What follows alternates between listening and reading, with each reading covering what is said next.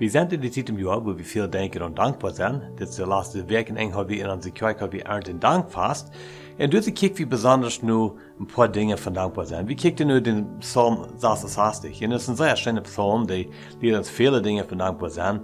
Und wir sagen in dem Psalm, der Psalm ist die Schrift, der sagt, wir sollen einfach Lied, jochen und Gott loben und preisen, am Dankschein sein.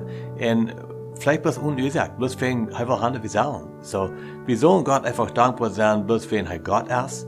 Und am dit zu tun, braucht es eine Anstellung von dankbar sein. Da braucht nicht unbedingt eine Umstand, oder dass dit dort jemand mal passend sein, dass kann dankbar sein, aber braucht eine Anstellung von dankbar sein. Wir sagen auch wieder, dass der Psalmist, der uns anbietet, wir sollen zurückkicken in die Vergangenheit, sein, was Gott getan hat in uns Leben, und dann dürfen wir dankbar sein.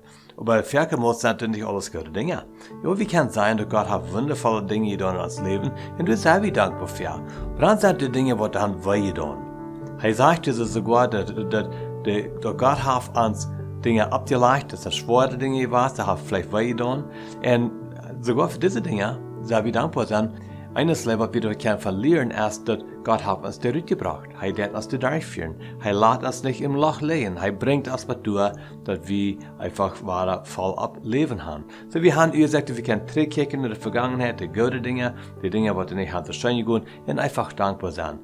Aber dann erst noch eines Leben, was wir von reden wird, und das erst, dass in Verkehrmus, wenn wir in Weiter sind, wenn Dinge schlecht sind, dann dürfen wir Gott all solche Dinge versprechen. Dann sagen wir Gott, wenn du mir was von dieser Lehre bringst, dann will ich die tun, dann will ich das tun, dann will ich ja tun.